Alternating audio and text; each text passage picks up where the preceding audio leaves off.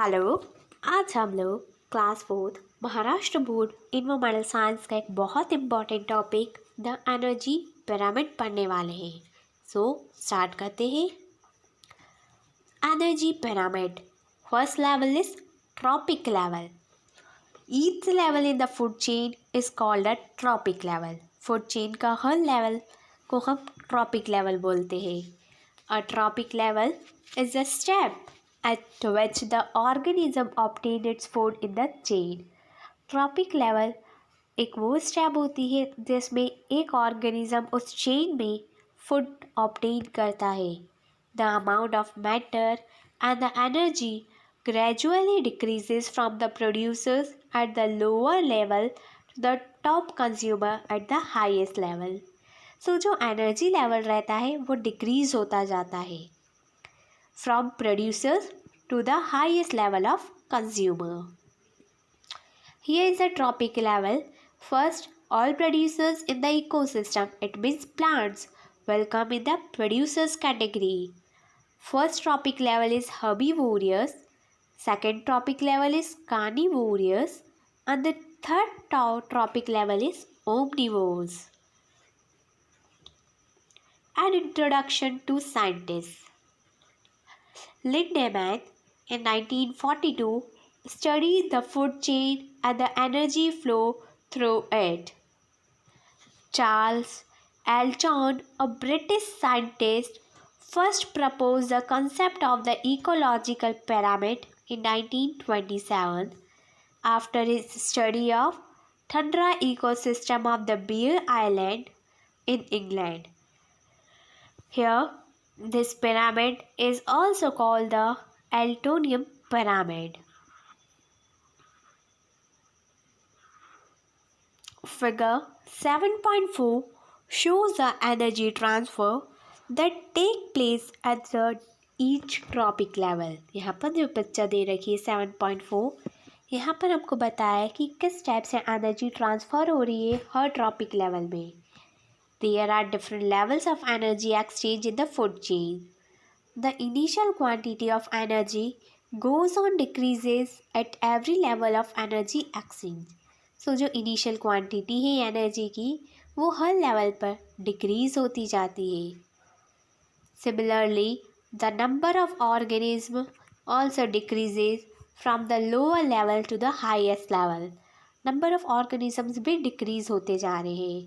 This pattern of energy exchange in the ecosystem is called a pyramid of energy. इस system को हम pyramid of energy बोलेंगे. After the death of apex consumer, their energy becomes available to the decomposers. अगर apex consumer की death हो जाती है तो सारी एनर्जी decomposers के पास अवेलेबल रहती है. Fungi and the other microorganisms decompose the body of dead animals. They are called the decomposers. So fungi और जो भी organisms है वो डिकम्पोज कर लेते हैं दूसरे डेड एनिमल्स की बॉडी को, इसलिए उन्हें डिकम्पोजर्स बोला जाता है. In the process of obtaining the food from the remains of organisms, decomposers convert them into the simple carbon compound. This substance is mixed with air, water and soil, from where they are again absorbed by the plants and incorporated into the food chain. Here's a picture of pyramid of energy in an aquatic ecosystem. यहाँ पर जो दे रखा है वो aquatic ecosystem है. First one is phytoplanktons, which contains 10,000 calories. Then zooplanktons contain 1,000 calories. Fishes contain 100 calories and human contains only 10 calories. Here see that due to the food web formed by the various mode of nutrition, energy and the various nutrients circulate continuously in the ecosystem. The sun is the most important source of energy in an ecosystem. सूर्य एक बहुत ही important source है energy का ecosystem में। Green plants of the ecosystem store some of the solar energy in the form of food. So जो green plants ecosystem में वो कुछ एनर्जी को स्टोर कर लेते हैं, सोलर एनर्जी को स्टोर करके रखेंगे in the form of food. Before reaching the decomposers, the energy is passed on from one trophic level to the next. फिर डिकम्पोजर्स तक पहुंचने के पहले ही ये एनर्जी ट्रांसफ़र हो जाती है एक ट्रॉपिक लेवल से दूसरे ट्रॉपिक लेवल तक। Decomposers despite some amount of energy in the form of heat, however, no part of the energy ever return to the sun. Hence, such passes of energy are referred as a one-way transport. So, energy का ऐसा form जो कि decomposers absorb कर लेते हैं, तो वो energy वापस हीट के फॉर्म में कन्वर्ट नहीं हो पाती, यानी वो सन तक रिटर्न नहीं हो पाती है। सो एक ऐसा पैसेज जिसमें कि एनर्जी स्टॉप हो जाए, एनर्जी ट्रांसफ़र नहीं हो पाए, इस टाइप के ट्रांसपोर्ट को बोलते हैं हम one way transport.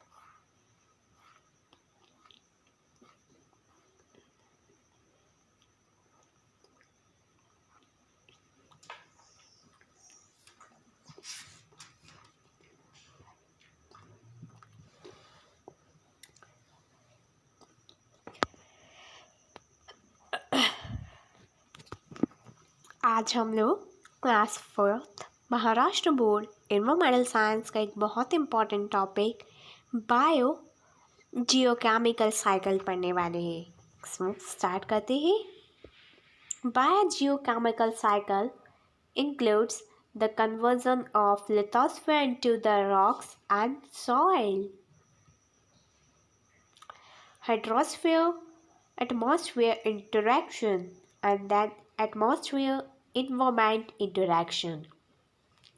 Interaction of hydrosphere, atmosphere, lithosphere with the biosphere. Through the energy flow in an ecosystem is one way, the flow of nutrients is cyclical. जैसे कि इकोसिस्टम में एनर्जी का flow सिर्फ one way होता है, पर यहाँ पर न्यूट्रिएंट्स का फ्लो साइक्लिकल होता है, साइकिल के फॉर्म में रहेगा। All the organisms need nutrients for their growth. सभी ऑर्गेनिजम्स को न्यूट्रिएंट्स की ज़रूरत रहती है उनकी ग्रोथ के लिए। Study the various components in the figure given alongside and explain the biochemical cycle in your own words. So जो फिगर हमको दे रखा है 7.5, उसके अकॉर्डिंग हमें एक्सप्लेन करना है कि बायो जियोकेमिकल साइकिल क्या होती है। The cyclical flow of nutrients with in an ecosystem is called the bio geochemical cycle. एक साइक्लिकल न्यूट्रिएंट्स का फ्लो इकोसिस्टम में जब न्यूट्रिएंट्स साइक्लिक फॉर्म में फ्लो होगा, उस टाइप के साइकिल को हम बोलेंगे bio geochemical cycle. Nutrients necessary for the growth of organisms are continuously transferred from abiotic to biotic factor and biotic to abiotic factor within an ecosystem. This cycle operates continuously through the medium of the biosphere formed by the lithosphere, atmosphere, and the hydrosphere. The recycling of biological, geological, and the chemical substances of nutrients, and this process is a complex process and depends upon the level of energy transfer in the ecosystem. So here is the table of types of biogeochemical cycle. First one is gaseous cycle and second one is sedimentary cycle.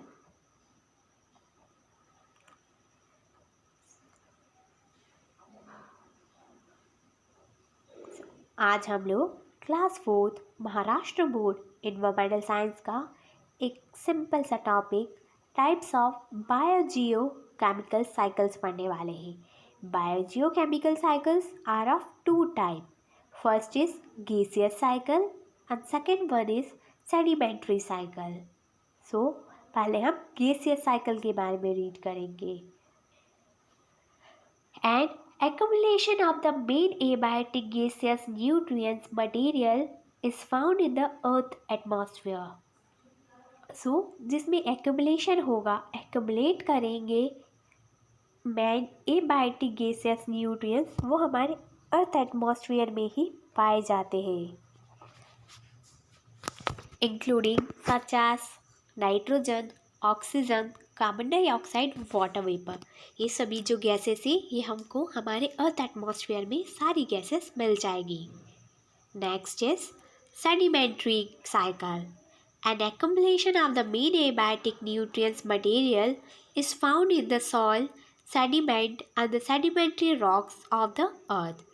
So जो main abiotic nutrients रहते हैं तो वो soil में मिलते हैं, sediments में और कुछ सेडिमेंट्री रॉक्स में, which includes iron, calcium and phosphorus. So the gaseous cycle is a speedier cycle than the sedimentation cycle। जो गैसियस साइकिल है उसकी ज़्यादा स्पीड रहती है सेडिमेंटेशन साइकिल के कंपैरिजन में।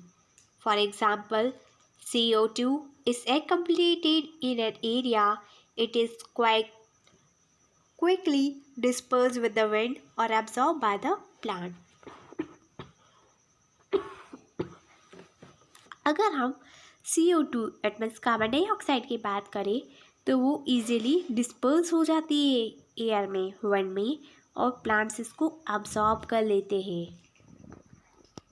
Climate change and the human activity seriously affect the speed, intensity and equilibrium of this cycle.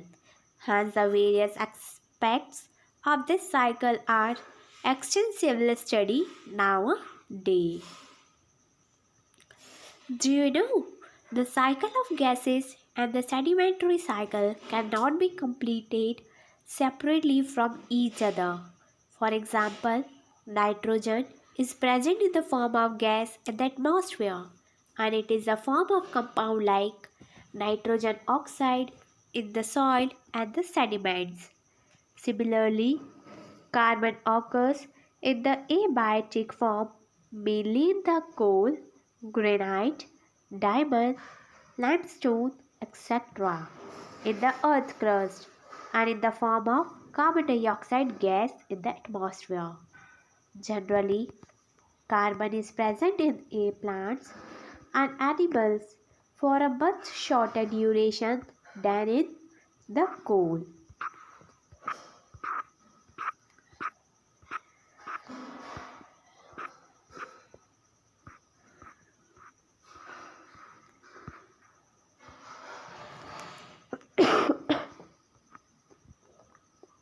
Hello बच्चों, hi, I Purvi. आज हम लोग class 4 Maharashtra board environmental science का एक बहुत important topic the carbon cycle पढ़ने वाले हैं। सो स्टार्ट करते हैं। The circulation and the recycling of carbon from the atmosphere to the living organisms and after their death back to the atmosphere is called the carbon cycle.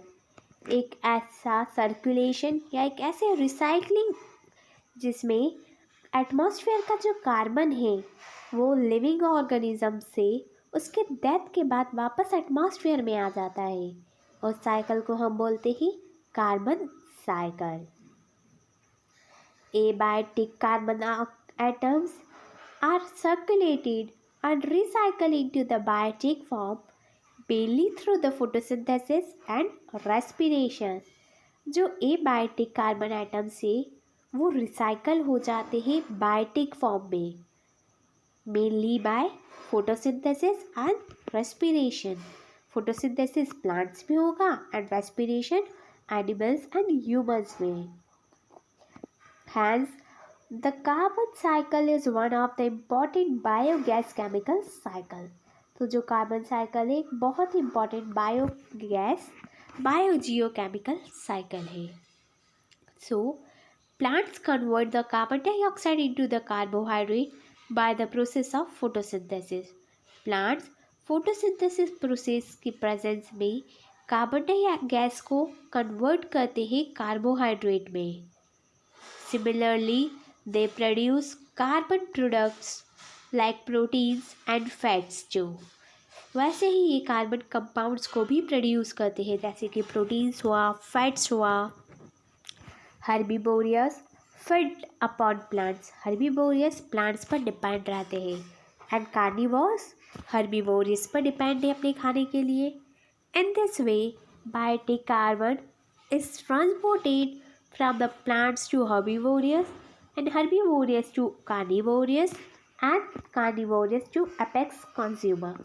तो इस तरीके से जो बायोटिक कार्बन है वो transport हो रहा है, पहले प्लांट से हर्बीवोरियस तक, फिर हर्बीवोर से कार्निवोरियस तक, एंड फिर कार्निवोरियस से अपेक्स कंज्यूमर्स तक.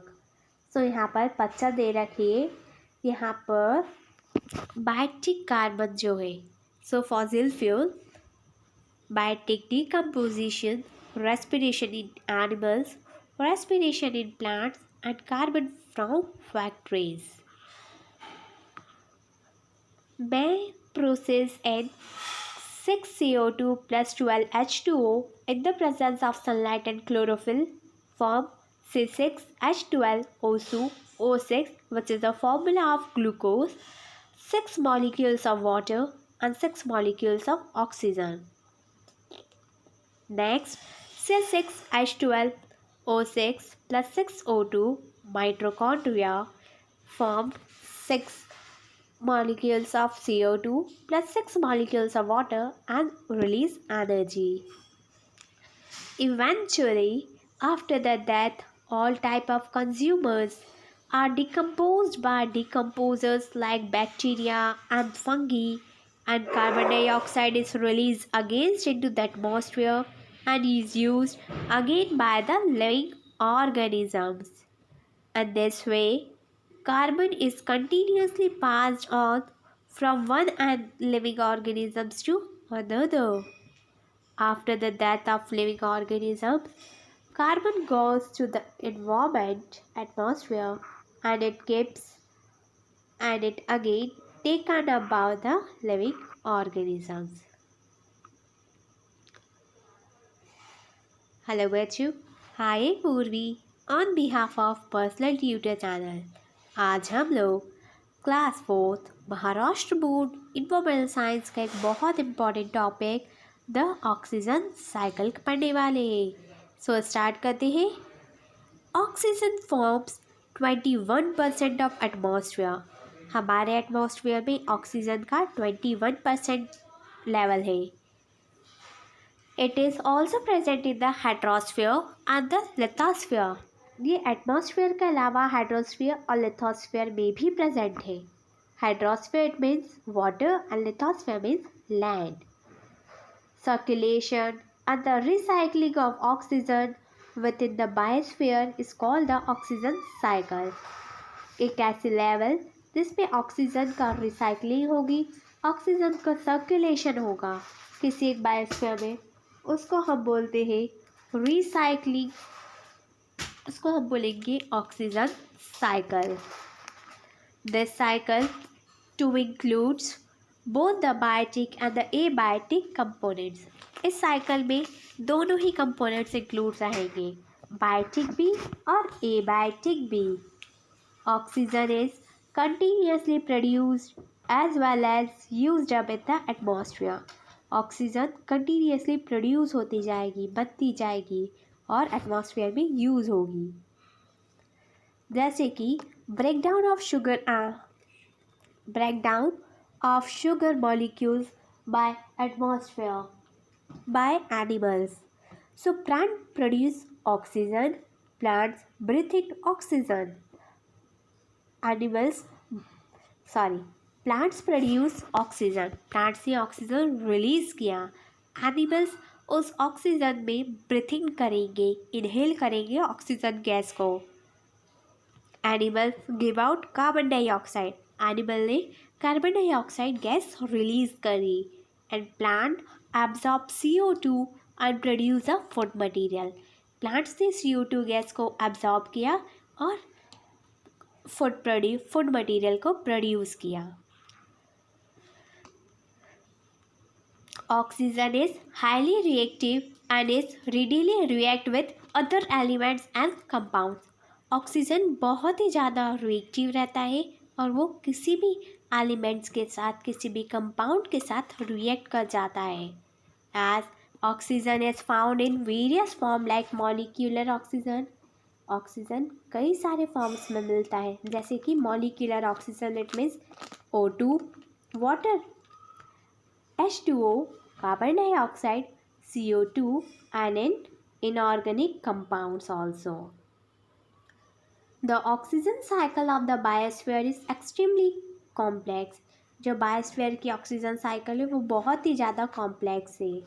Oxygen is release in the process of photosynthesis whereas it is used up by the process like respiration, combustion, decomposition, corrosion and rusting. So oxygen during photosynthesis release हो रहा है और respiration, decomposition, rusting, combustion इन सारी process में respiration use हो रहा है, यानी ये सारे उसको एब्जॉर्ब कर रहे हैं। सो ये थी ऑक्सीजन साइकिल। आई होप कि आपको समझ में आई होगी।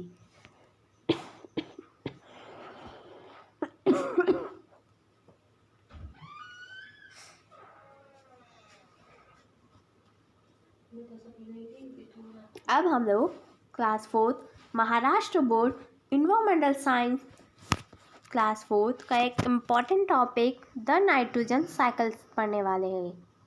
So can you recall what is meant by nitrogen fixation? Nitrogen fixation क्या होता है? And which microbes bring about the process of nitrogen fixation? कौन कौन से माइक्रोब्स रिस्पॉन्सिबल रहते हैं नाइट्रोजन फिक्सेशन में? So nitrogen forms 28% the maximum portion of the atmosphere. Nitrogen हमारे एटमॉस्फेयर में सबसे ज़्यादा पोर्शन एब्जॉर्ब करता है and that portion is 78%. It is necessary for the maintenance of a cycle of nature. ये नेचर साइकिल के लिए एक बहुत ही इम्पॉर्टेंट एलिमेंट है। The circulation and the recycling of nitrogen gets into the form of different compounds through the various biotic and the abiotic process in the nature is called the nitrogen cycle. एक ऐसी process जिसमें nitrogen gas convert होगी nitrogen compound में, चाहे वो biotic element use करें या abiotic, उस प्रोसेस को हम बोलेंगे nitrogen cycle. All organism participate in the nitrogen cycle. सारे ही ऑर्गेनिजम्स नाइट्रोजन और साइकिल में पार्टिसिपेट करेंगे। It is an important component of the proteins and the nucleic acid as compound as compare to other element. It is inactive and does not easily combine with other element. ये एक inactive element है जो कि किसी भी element के साथ easily combine नहीं हो पाता है। Most organisms can not use a free form of nitrogen. बहुत सारे ऑर्गेनिजम्स ऐसे हैं जो कि नाइट्रोजन का फ्री फॉर्म यूज़ नहीं कर पाते हैं। So important processes of nitrogen cycle is nitrogen fixation, ammonification, nitrification and the denitrification. So first हम पढ़ेंगे नाइट्रोजन फिक्सेशन क्या होता है।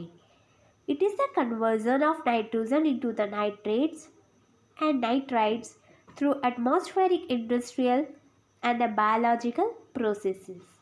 इसमें नाइट्रोजन कन्वर्ट हो जाएगा या तो नाइट्राइड्स में या नाइट्रेट्स में, एटमॉस्फेरिक प्रोसेस के थ्रू या इंडस्ट्रियल प्रोसेस के थ्रू या कोई बायोलॉजिकल प्रोसेस के थ्रू। नेक्स्ट होता है ammonification, release of ammonium through the decomposition of dead bodies and the excretive waste of organisms. So जब कोई डेड बॉडी डिकम्पोज हो जाती है या कोई ऑर्गेनिज्म एक्सक्रीटरी वेस्ट रिलीज करता है तो वहाँ से अमोनियम गैस रिलीज़ होती है। इस प्रोसेस को हम बोलते हैं ammonification. Third is nitrification. Nitrification is the conversion of ammonia into the nitrites and then nitrates. So nitrification process में जो अमोनिया होता है वो पहले कन्वर्ट होता है नाइट्राइट में और फिर नाइट्रेट में। And the last process of nitrogen cycle is denitrification. Denitrification में नाइट्रोजन कंपाउंड कन्वर्ट हो जाते हैं नाइट्रोजन गैस में। सो आई होप बच्चों कि आपको ये टॉपिक समझ में आया होगा। And if you have any query then comment in comment section. Thank you. Have a nice day.